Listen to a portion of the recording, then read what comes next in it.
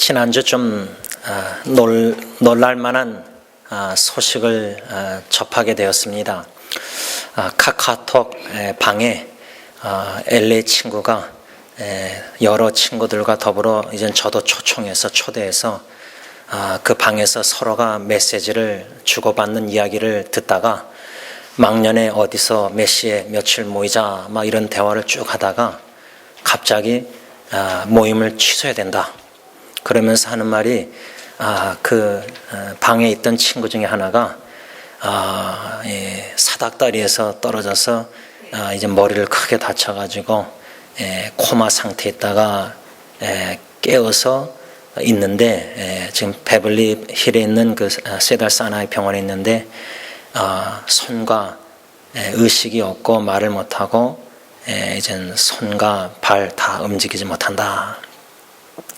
제가 왜 놀랐냐면은 저희 교회에 다녔었던 고 이강준 집사님이라는 분도 사닥다리에서 떨어지셔서 인텐스 케어 유닛 중환자실에 계셨을 때 제가 찾아간 적이 있었거든요. 결국 젊은 나이에 고 이강준 집사님은 일찍 떠나셨습니다. 그 사건을 접했기 때문에 이 친구가 사닥다리에서 어떻게 떨어졌는지 모르지만 머리를 크게 다쳤다니 얼마나 그 부인과 아이가 어린데 늦게 결혼했는데 얼마나 힘들까. 특히 제가 알기로는 제가 전도 대상자 기도하던 친구들 중에 이 친구도 아마 예수님을 이제 믿지 않고 교회를 다니지 않았던 걸로 알고 있는데 이제 한국에서 결혼을 이제 자매를 데리고 와서 결혼했는데 그 예수님을 믿는 부인으로 제가 알고 있어요. 그래서 하나님께서 그 부인을 사용하셔서 제가 볼 때는 이 남편도 교회를 다니고 예수를 믿고 그렇게 되지 않았는가. 그런데 왜 이런 너무나 이해할 수 없는 충격적인 갑작스러운 사고가 생겼을까. 그래서 제가 아까 광고할 때 오늘 12월 7일이니까 새해를 맞이하는 거 감사한데 아직도 한 24일 정도 남았는데 하루하루 우리는 이 땅에 살아가면서 어떤 일이 무슨 일이 갑작스러운 사고가 일어날지 우리는 예상을 할 수가 없습니다. 나뿐만 아니라 내 사랑하는 가족 식구들 삶 속에 또 사랑하는 친척 친구들 형제 자매들 교회 식구들 사이에 무슨 일이 어떤 일이 일어날지 모릅니다. 그런 예측할 수 없는 어려운 참 힘든 일들이 갑작스럽게 일어날 때 우리는 어떻게 반응을 해야 하는가.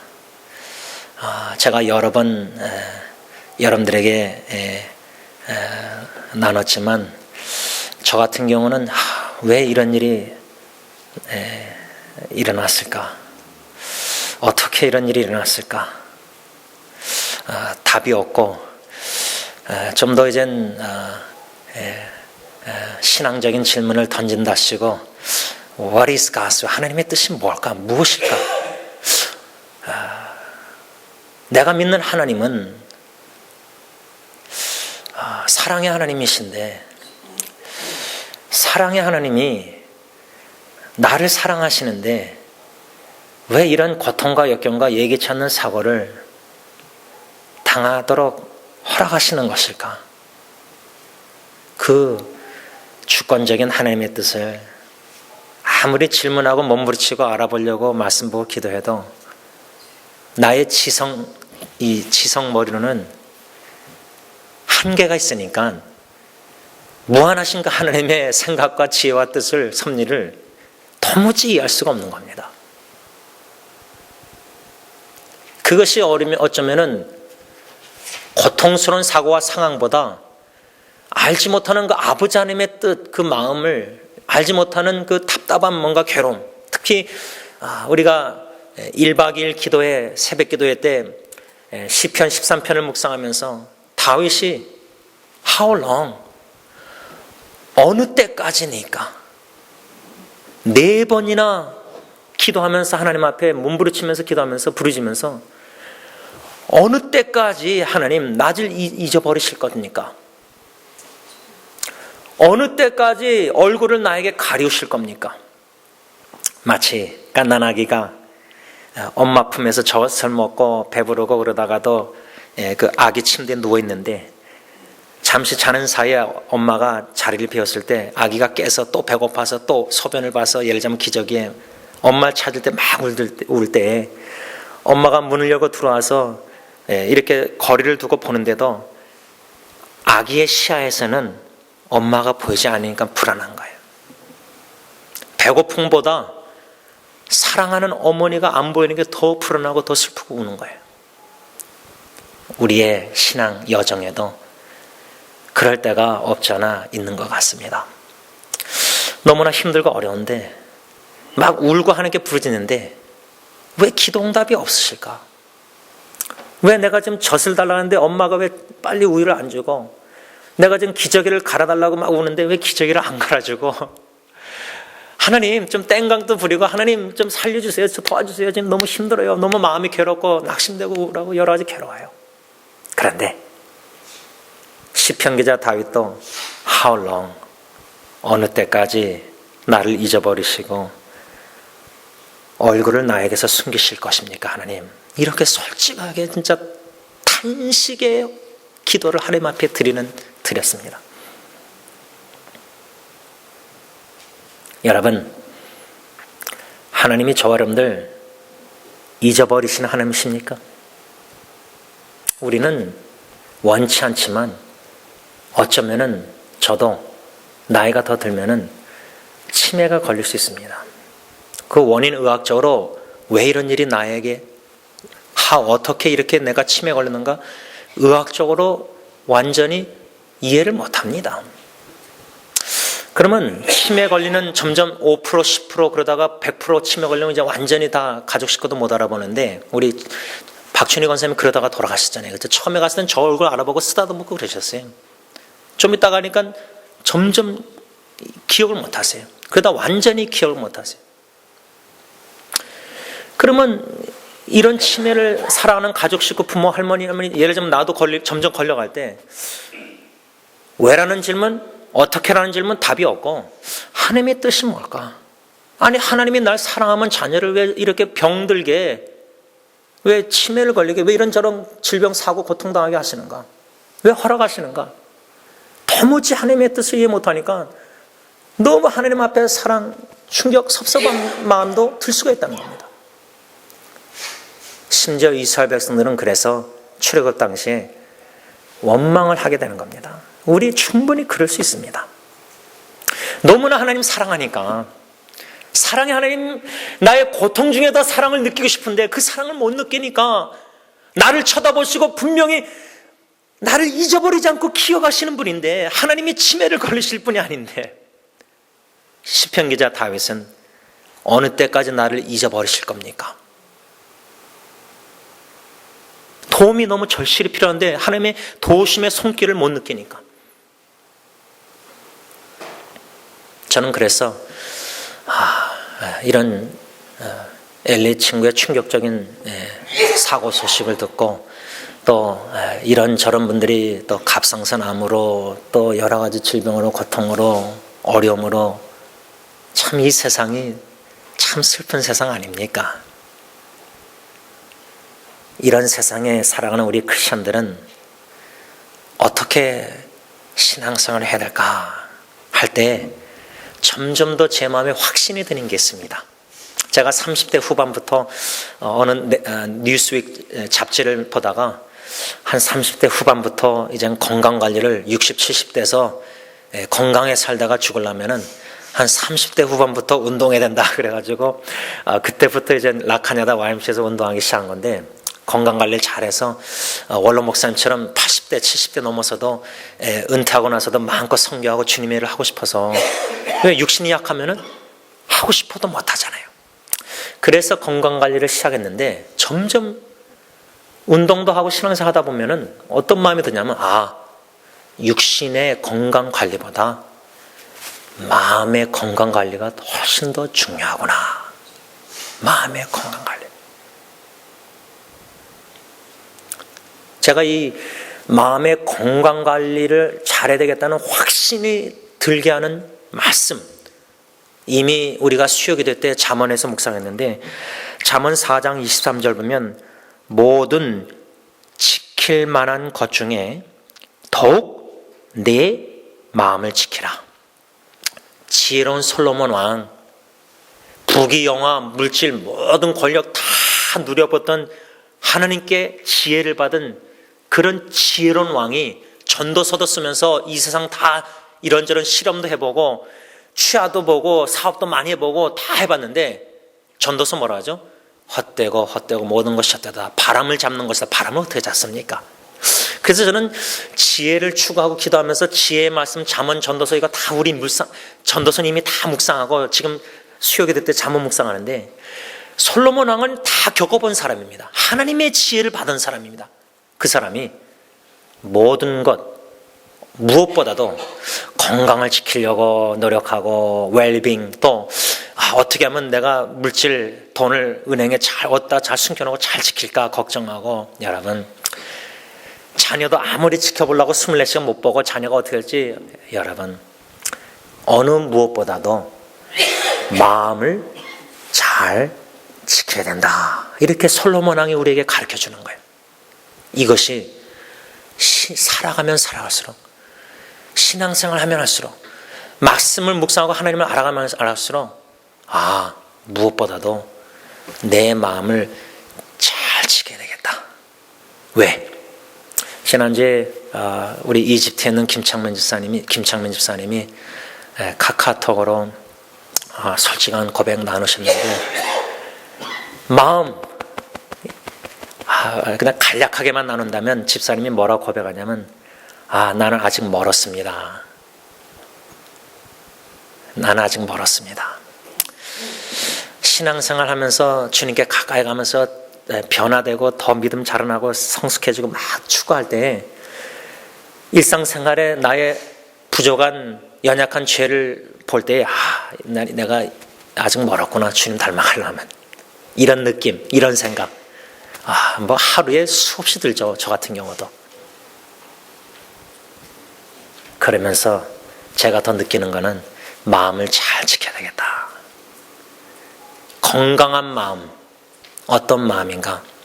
저는 이번 주 설교를 준비하면서 묵상하면서 건강한 마음이 뭘까? 그래서 제가 마음에 대한 글을 쓴 거를 한번 제 웹사이트 네이버 블로그를 뒤져봤어요. 이런 글을 제가 썼습니다. 마음을 잘 지켜야 라는 제목 아래 글을 썼는데, 짧은 글인데 코테이션합니다.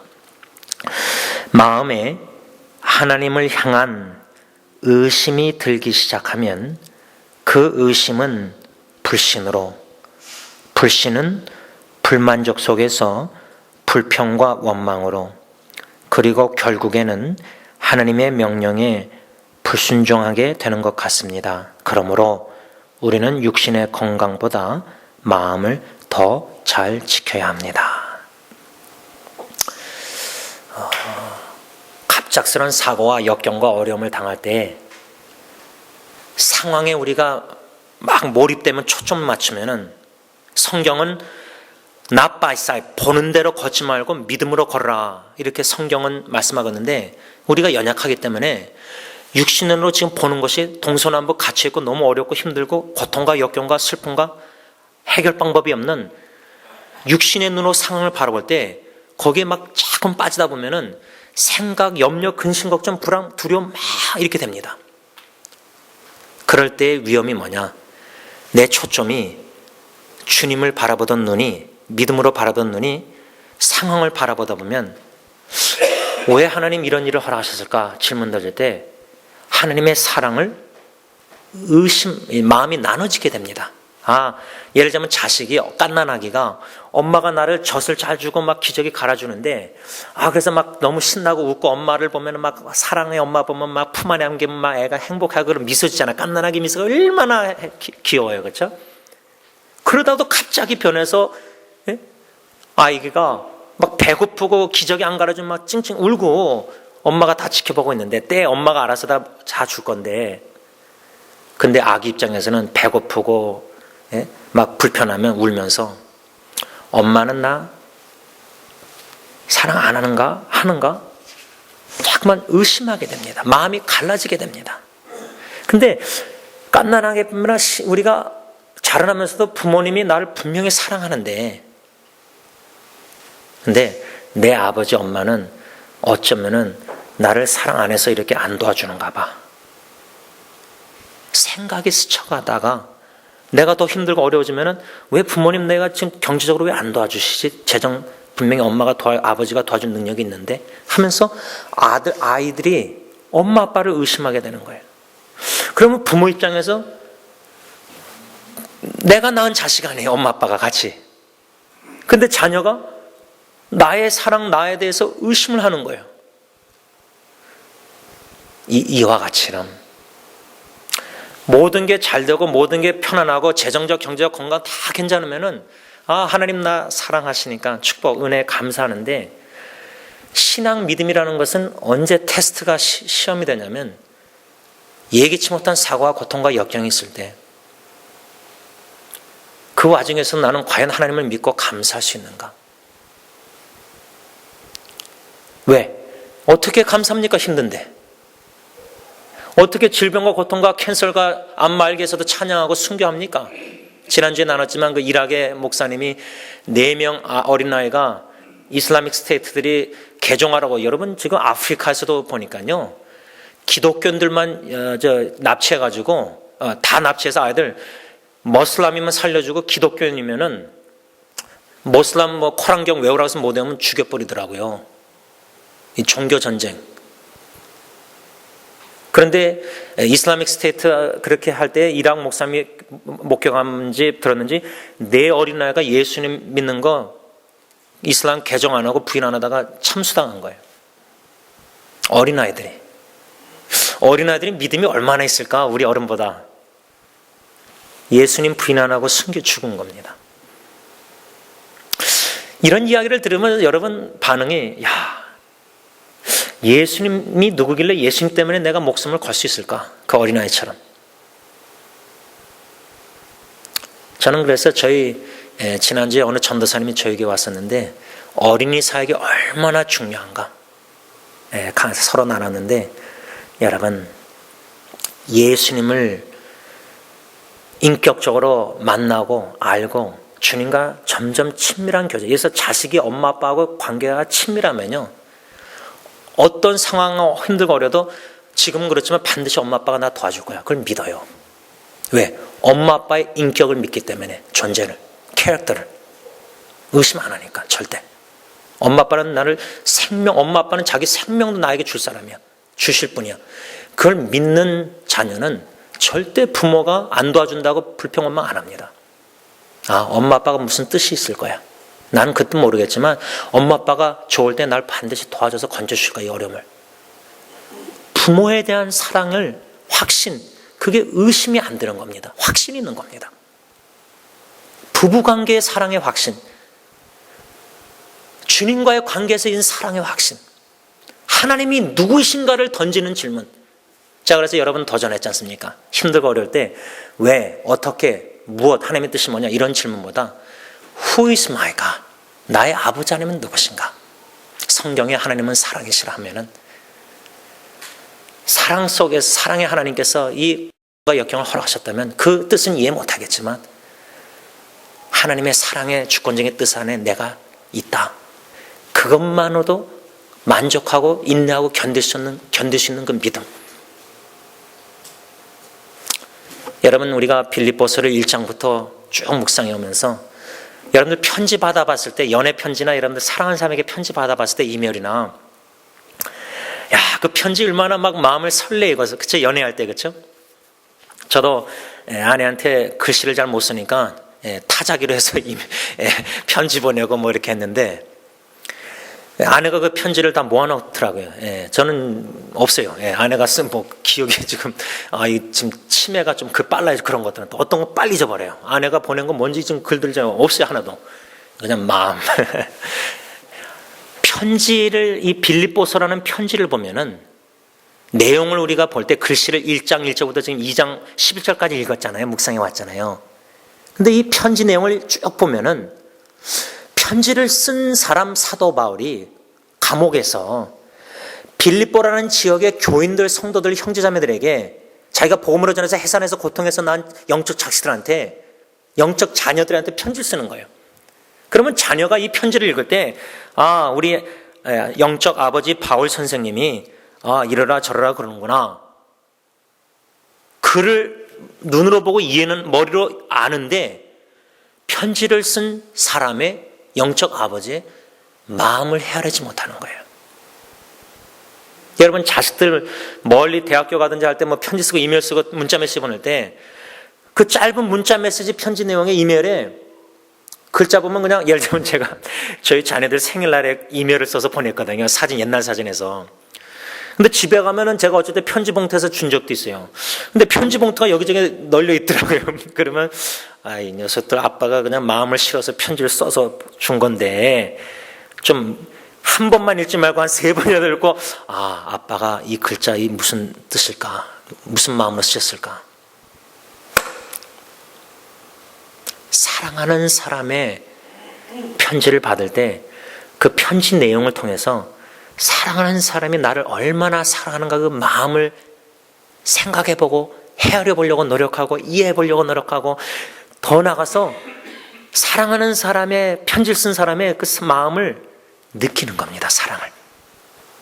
그래서 저는 우리 교회 권사님들, 어르신들 대하면서 또 이미 돌아가신 권사님들, 어르신들도 기도할 때 생각하면서 말로 그분들의 사랑 표현뿐만 아니라 그들이 삶 속에 저에게 보여주신 그 사랑을 항상 간직하고 추억하고 기억하고 고귀하게 귀하게 생각합니다.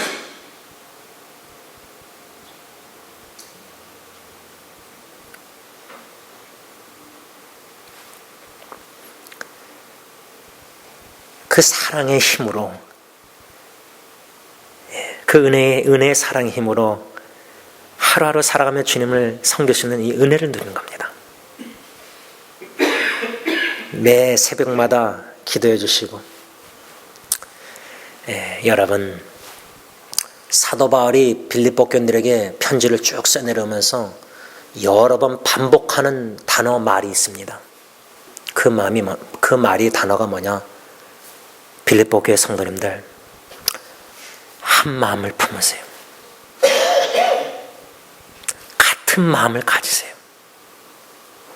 한 마음으로 견고히 서 있으세요. 마치 멀리 떨어져 있는 아버지가 가정을 생각할 때 한 마음으로 믿음에 견고히 서 있으세요.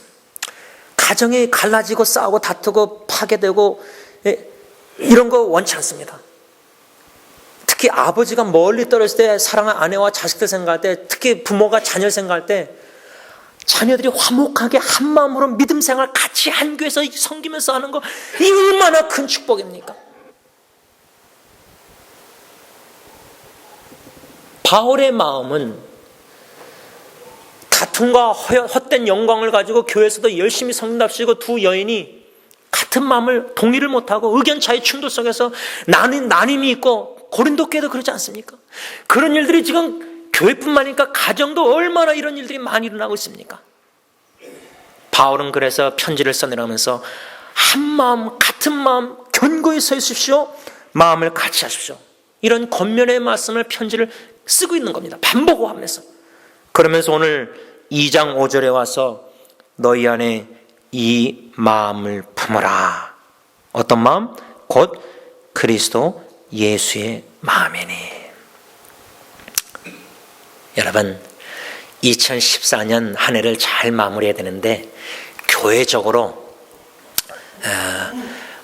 우리 모두가 함께 한 24일 남은 기간 동안 무엇을 노력해야 되느냐. 금년도 표가 예수 그리스도의 심장으로, with the affection of Christ Jesus, 빌립보서 1장 8절 말씀. 사도 바울이 빌립보 교인들에게 편지를 쓰면서 예수 그리스도의 심장 마음으로 나는 당신들을 너무나 사모합니다. 그래서 당신들을 항상 생각하며 기도하고 있습니다. 사랑하는 사람은 항상 자꾸만 생각이 날 수밖에 없습니다. 생각할 때마다 당신들을 위해서 제가 기도하고 있습니다. 예수 그리스도의 심장 마음, 금년 한 해 내 마음이 잘 지켰을 뿐만 아니라 더 나아가서 적극적으로 얼마나 조금이나마 더 예수님의 마음을 본받았는가, 닮아갔는가.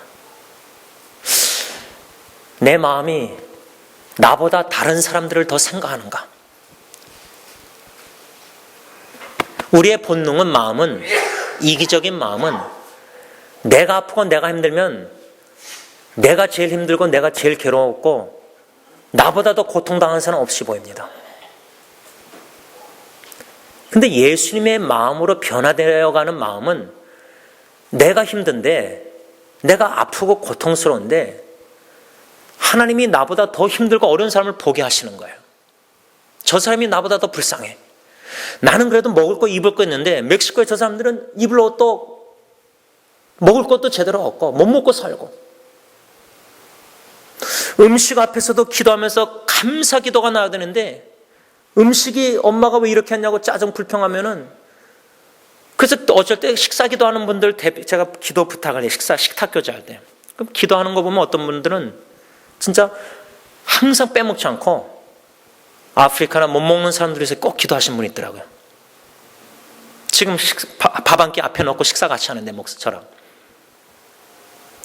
나보다 남을 더 생각하는 그 마음, 그게 바로 주님의 예수의 심장 마음으로 변화되어가는 마음 아닙니까?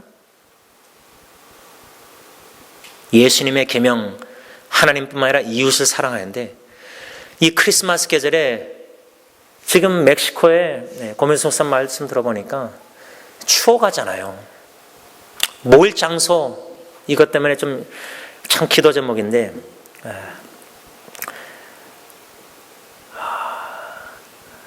전 기도 제목이 멕시코 티안에 예배당을 하나님이 참 건축했으면 얼마나 좋을까. 여기저기 집 돌아가면서 모이는데 또 이런저런 어려움과 시험 유혹 들어서 또 그 집에서 못 모이니까 또 다른 데 찾아야 되고, 지금 이게 벌써 10년째 이러는 거예요. 뭘 예배당이 이렇게 있어서 저 사람들이 예배 드릴 수 있다는 자체. 추우면은 이렇게 히를 틀고 더우면은 에어컨 들고 뭐든 우리가 뭐가 부족합니까? 이 예배당도 없어서 못 모이는데 모일 곳이 없었어. 예수의 탄생을 기념하는 크리스마스 계절에 선물 교환도 우리가 이제 크리스마스 맺고 다 하겠지만 더 베푸고 싶어 하는 마음, 나보다 더 못 먹고 힘들게 사는 사람에게 조금 더 관심을 갖고, 안 입는 옷 물건들 가져서 멕시코 보내고, 우리가 볼 때는 그게 별로 필요 없는 것이지만 그거조차도 너무 필요한 사람들이 많다는 겁니다. 미국은 나만 돌아가는 게 버리는 게 많잖아요. 그래서 저는 개인적으로 저희 동네도 하나가 있는데 굿윌이라는 그 곳에 가면은 물건들 안 쓴 거 그냥 다 그 바구니에다 다 넣어놓으면 이 사람들이 다 정리해서 싸게 팔아서 하는가 봐요. 어떻게. 그런 단체도 회사, 이게 얼마나 좋습니까? 좋은 뜻으로 그렇게 하잖아요, 일을요. 사도 바울은 빌립보 교인들에게 한 마음 경고해 주세요, 같은 마음 막 이렇게 마음을 강조하면서 오늘 본문에 와서요, 빌립보 교회 성도들에게, 또 우리에게, 여러분 이 마음을 꼭 품으세요. 누구의 마음? 예수 그리스도의 마음. 그 마음은 어떠한 마음인가? 딱 한 가지만 짧게 묵상하려고 합니다. 오늘 2장 6절 본문 다 같이 함께 했습니다. 시작. 그는 근본 하나님의 본체시나 하나님과 동등됨을 취할 것으로 여기지 아니하시고. 이 말씀 속에서 한 가지 꼭 우리가 듣고 묵상하고 또 고민하고 기도하고 배워야 될 교훈은 뭐냐? 내가 예수 그리스도의 마음으로 자꾸만 변해야 되는데 내 마음이 그냥 겉으로 예수 믿는 척하고 옷을 교회 오면 이런 게 아니라, 겉모습이 진짜 직분자라서 세상에 나가서 이게 아니라, 진짜 저분은 교회 다닌다는 듯 말도 안 하고 뭐 겉으로 뭐 그런 거 전혀 모르겠는데 사람이 너무나 진짜 다르다. 보통 세상 사람, 요즘 교회 다니는 사람도 다 이런데 이 사람은 진짜 겸손하고, 이 사람은 진짜 이웃을 사랑하고, 진짜 이 사람은 나보다 남을 더 생각하고, 이런 참 존경할 만한 사람들이 적 소수지만 한두 명에 꼭 있잖아요. 여러분, 우리 교회 분들이 왜 자꾸만 타 지역에 가서 딴 나라 가서 이렇게 섬깁니까? 교회는 숫자가 줄어드는데. 그러면 보통 나라적도 그러잖아요. 야, 우리도 지금 먹고 살겠는데 왜 북한을 도와주느냐? 아니, 교회 지금 다 힘든데 왜 딴 나라 가서 섬겨가 딴 나라 도와주냐, 딴 사람들. 아니, 우리 집안인데 어떻게 딴 친척 집안, 딴 형제를 도와주냐? 이게 우리 논리 아닙니까? 우리 생각 그거 아닙니까? 물론 균형 있게 다 잘해야 되죠. 나도 잘 돌봐야 되고 다른 사람도 잘 돌봐라. 우리 2장에서 묵상했잖아요. 균형 있게 해줘. 근데 그리스도의 사랑은 희생적이라는 겁니다. 내가 손해를 봐야 된다. 손해라는 단어가 좀 웃기지만 희생적인 사랑에서는 손해를 감수하는 겁니다. 희생이니까. 나의 섬김, 희생적인 섬김을 통해서 시간을 희생하고 손과 발을 희생하고 섬김을 희생하고 옷을, 이런 것들을 희생하면서까지 남을 섬기고 돕고 하는 거. 나의 희생이 한 사람이 더 나음이 된다면, 잘 된다면 그것만으로도 우리 만족한 거 아닙니까? 내가 손해를 봐도 남이 유익이 된다면 그 손해가 가치 있는 손해 아닙니까? 내 물건이 뭔가 누구 줄 때 내 물건이 없어서 내가 불편하지만 내 불편함이 오히려 남들이 편해진다면 그게 희생적인 그리스도의 사랑이 아닙니까? 작게부터 얘기한다면 우리가 지극히 작은 일부터 충성해야 되잖아요. 크게 뭐 주님을 위해서 큰 집회에 가서 뭐 전 세계를 뭐 복음하고. 저는 개인적으로 큰 집회를 안 좋아합니다. 모이다 보면 좋은 의도가 삐뚤어져서 썩어져서 막 서로 권력, 단체 누가 회장 막 직분자 싸움하고 막 권력 이런 게 막 욕을 먹습니다. 교회. 지금 여기 LA 그 교육자 협회 그렇잖아요. 돈 주고 회장을 샀느냐 이런 질문들. 작은 일부터 나가 할 수 있는 내 삶 속의 작은 일부터 깡통 먹을 거 하나 해서 더 멕시코 갖다 주고 옷도 뭐 갖다 주고, 예를 들면 누구 지금 힘들면 좀 반찬도 만들어 주고, 여러분 독거노인 막 반찬들 만들어 주고 이렇게 하잖아요. 얼마나 지금 주의해. 근데 우리는 내가 힘들고 그러면 자꾸만 이 팔이 안으로 오서 내 자식, 내 가정, 나만 자꾸만 바르냐. 내 교회, 우리 교회만. 아니에요. 예수의 희생적인 사랑은 이타적인 겁니다. 그런데 예수의 사랑은 오늘 이 6절에 주님의 마음 뭐냐? 하나님과 동등됨을 취하지 않으실 것으로 여기셨다. 여러분, 남녀 평등이란 말 있죠. 스위스 세계 경제 포럼에서 2014년 국가별 남녀 평등 순위를 조사했는데 142개국 중에 한국이 117위였다고 합니다. 그만큼 한국이 남녀 평등, 이게 문제가 심각하다는 거예요. 그 이유가 뭐냐? 설문조사 보니까 그 이유 중 제일 큰 이유는 바로 성 역할에 대한 고정관념. 성경에서도 보면요, 사도 바울이 특히 빌립보서만 쓴 게 아니라 뭐 고린도전에서 갈라디아서 다 썼잖아요. 특히 바울이 편지를 보면은 야, 이건 성경도 남녀 차별 있는 것 같다. 이게 느껴집니다. 여러분 못 느끼세요? 전 느껴요. 좋은 예가 고린도전서 14장 34절에 고린도 교회 편지 바울이 쓰면서 뭐라는지 알아요? 여자아이는 교회 안에서 잠잠하라. 그러니까 그 성경 구절 하나만 딱 빼면은 아이, 윤전 집사님 이젠 제 여자인데 가르치면 안 되겠네요. 여자가 가르치면 잠잠하라 했으니까. 이렇게 또 삐딱하게 해석해서 또 이렇게 하면 안 되잖아요. 그렇죠? 그게 아니잖아요. 여러분 성경 구절 그 하나만 딱 빼가지고 아이, 사도 바울 선생이 여자는 잠잠하라 그랬는데 이건 남녀 평등, 이건 기독교가 잘못된 거다. 왜 성경은 여자 차별하느냐? 남녀가 평등인데 창세기 1장 20절에 하나님의 형상으로 남자 여자를 창조 같이 만드셨으면 평등하게 만들었잖아요.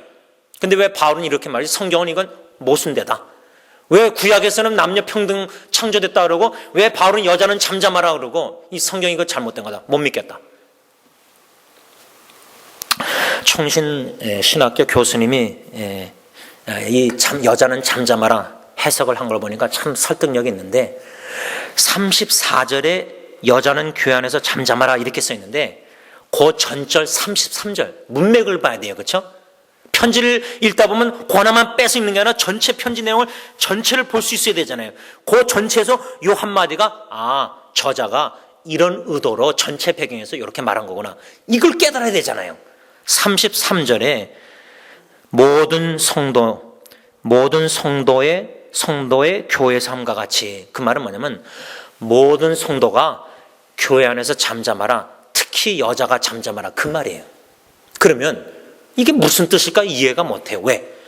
고린도 교회 배경을 알아야 되거든요. 그 1세기 그 고린도 교회에 무슨 일이 있었길래 바울이 다들 모든 성도가 교회 안에서 잠잠하라, 특히 여자들이 잠잠하라, 왜 그렇게 말했느냐? 고린도 교회는 은사주의가 강했습니다. 그 은사 중에 뭐죠? 방언의 은사를 너무 좋아했던 거예요. 방언의 은사 막 뭐라라 막 하는 거 저는 못하겠지만 하여튼 각자 은사 받은 분 하신 분 있겠지만 공예배에서 공적인 자리에서 여러분 제가 새벽기도회 전에 우리 교회에 나와서 어느 권사님이 막 방언하셨는데 바람직하지 않습니다. 무질서하게 예배드리면 안 됩니다. 내가 소리내서 막 방언하면은 다른 사람들 기도 방해하는 거 아닙니까? 새벽기도 때. 그러니까 고린도 교회 문맥 배경은 무질서하게 막 은사 받은 거를 방언을 막 한 거예요. 그래서 사도 바울이 뭐죠? 방언은 교회의 덕을 세우지 못한다. 자기 덕은 세우지만 방언하는 사람은 자기 이름을 저 사람 특별한 은사 하나님께 받았다 막 나도 부럽고 막 자기 자랑할 때가 많은 거예요. 은사가. 내가 음악을 잘해. 교회 덕이 되게 음악해야 되는데 내가 음악을 잘하고 전문가니까 자꾸만 흠만 보이고 잘못하는 거 보면은 자기만 내세우는 겁니다. 전체가 예배를 찬양을 하나님께 올바로 드려야 되는데 자기밖에 모르는 거예요. 그래서 사도 바울이 고린도 교회에 편지 쓰면서 교회의 덕을 세우십시오. 온 교회를 생각하고 전체를 생각해서 온 교회의 덕을 세우십시오. 그래서 방언보다 예언이 낫다. 이런 말씀을 하는데 여러분, 그래서 사도 바울이 온 교회가 은사 받았다고 막 무질서하게 하나님은 질서의 하나님인데 평화예요. 교회가 화목해야 되는데 덕을 세워서 막 자기 다 개인주의가 되는 거예요. 은사 받고 잘난 척하면서. 그래서 특히 여자들이 방언 은사를 많이 받아서 그러니까 여자들이요 잠잠하십시오. 그 말이에요. 남녀 평등을 차별하는 게 아니란 말입니다. 그러나 아셔야 됩니다. 남자 여자가 평등하지만 남자 여자는 다릅니다. 남자가 아이 낳을 수 있습니까? 못 낳지 않습니까? 근데 주님 안에서 남녀가 결혼해서 정자와 난자가 합쳐가지고 아기를 낳을 때 남녀가 다르지만 공동 협력을 해야 되는 거예요. 남편과 아내가 경쟁하는 겁니까? 컴페티션 경쟁하는 겁니까? 아니요. 컴플리멘터리, 서로 부족한 걸 보완하고 채워주는 거예요. 내가 못하는 건 내 아내가 해주고 내 아내가 못하는 건 내가 도와줘서 해주는 거예요. 그래서 공동 협력 팀이 되는 거예요. 교회도 마찬가지예요. 목사가 100% 다 잘합니까? 절대 안 합니다. 저는 장로님, 집사님들, 여러분 권사님들 다 잘합니까? 절대 안 합니다. 다 각자가 달란트, 손가락이 다 사이즈, 키가 다 다릅니다.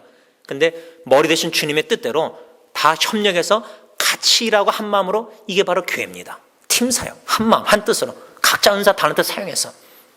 그런데 이런 팀 사역을 해야 되는데 빌립보 교회가 열심을 내는 두 여인이 의견 충돌이 있는지 다툼, 허영, 한 마음을 못 품은 거예요. 그래서 바울이 한 마음을 품으세요. 한 마음으로 경고해 쓰세요. 그러면서 이 마음을 품으세요. 누구의 마음? 예수 그리스도의 마음을 품으세요. 그 마음 뭐냐?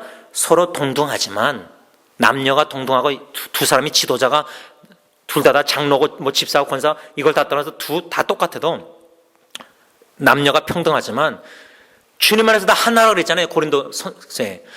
교회 안에 무슨 빈부 차이가 있습니까? 아니 교회 안에 누가 돈 많으면 장로가 되고 돈 없으면 이런 게 아니잖아요. 세상이 지금 그렇게 삐뚤어 만들었잖아요. 교회 안에서. 남녀, 종, 여자 이런 게 없습니다. 그리스도 안에서는 히스패닉, 코리안, 잉글리시 스피킹 문화 차이 있지만 언어가 다르고 성격이 다르고 다 하나입니다. 근데 기능이 다릅니다. 여자 역할과 남자 역할, 부부관계에서 다르잖아요. 다 다릅니다. 그런데 서로 다르지만 한 마음으로 주님 한 팀으로 섬기기 위해서는 동등됨을 취할 것으로 여기지 말라는 겁니다. 빌립보서 2장 3절 우리가 뭐라 하죠? 상대방을 나보다 더 낫게 훌륭하게 생각하라, 여기라. 이게 비결입니다. 내가 낮아지는 게 비결이라 그 말입니다. 직분은 섬기라고 있는 겁니다. 직분은 상대방을 겸손히 밑에 내려가서 희생적으로 섬기라는 겁니다. 내가 힘들고 내가 어렵고 내가 아프고 내가 상처있고 내가 눈물을 흘려야 돼도 상대방이 세움을 받을 때 그 기쁨은 누구도 헤아리지 못합니다. 여러분들 부모가 희생해서라도 자녀를 잘 키워서 자녀가 세상에 나가서 예수 믿는 청년으로서 믿음 생활하면서 주님의 왜 이럴 때 그 눈물 희생 죽어도 눈 감아도 편안하지 않겠습니까? 사도 바울은 특히 지도자들이 다투니까 한 마음 품으세요. 예수님의 마음. 동등하지만 다 같은 장로라도 큰 교회에 다른 장로님을 나보다 더 훌륭하게 여기고 낮아서 겸손히 섬기라 그 말이에요. 결론을 맺고자 합니다. 겸손히 교회를 섬긴다는 것 쉽지 않습니다.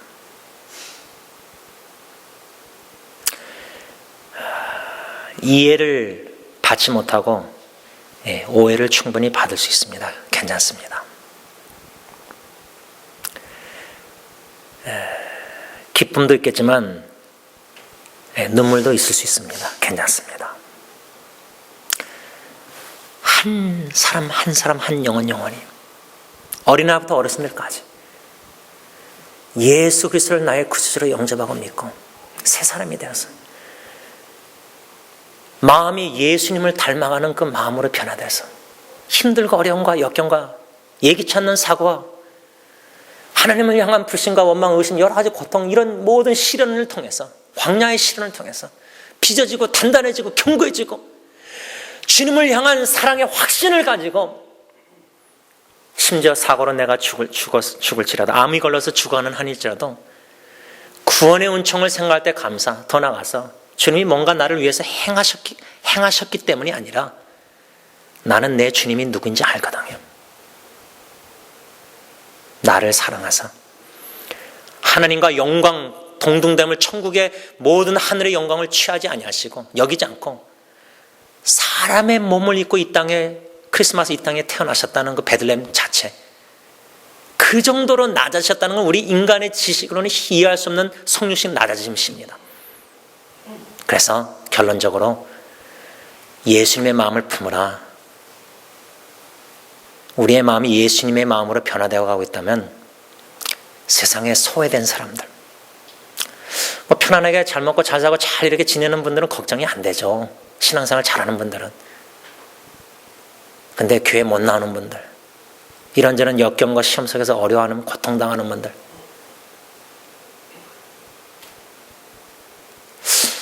하나님 꼭 붙잡아줘서 이 시련을 잘 이겨나가게 하시고 오히려 이 역경 속에서 믿음이 더 단단해지고 결단해서 한 마음으로 견고히 설 수 있도록 아버지 하나님 꼭 붙잡아 주세요. 이 기도입니다. 기도하겠습니다.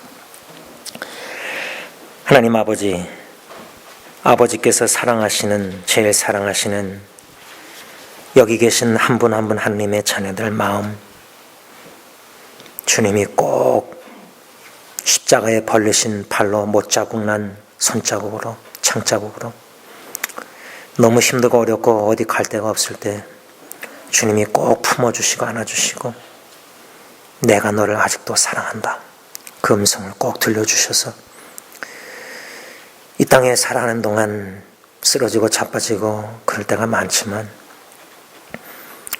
또 너무나 힘들어서 서서 걸을 수 없을 때도 주님이 꼭 나를 품에 안아주시고 그 날개 아래 나를 거느려 주셔서 보호하시고 지켜주시고 인도할 줄 믿고 위기와 역경 속에서 오히려 아버지의 사랑의 마음을, 주님의 마음을 더 깊이 넓게 많이 체험해서 앞으로 어떤 난관과 역경과 예기치 않는 사고가 있을지라도 항상 좋으신 하나님만을 바라보고 의지하고 믿고 확신을 가지고 심지어 사고로 내 생명을 떠나갈지라도 이 세상을 떠난다 할지라도 그 구원의 은총에 감사하는 마음으로 할렐루야 찬양하며 저 천성에 입성하는 하나님의 자녀들이 다 되게 하옵소서. 특별히 하나님 우리 마음 점점 더 낮아지게 하시고 겸손하게 하시고 겸손이 생길 때 힘든 일이 많이 있을지라도 그 힘든도 주님 은혜로 여기고 자격이 없는 자 무엇이간데 사람을 섬김으로 희생할 수 있는지 그 은혜로 여기고 즐거운 마음으로 자원하는 마음으로 겸손히 주님만 바라보며 섬기며 주님께 영광 돌리는 겸손의 마음을 소유자들이 다 되게 하여 주시옵소서. 예수님의 이름으로 기도를 올리옵나이다. 아멘.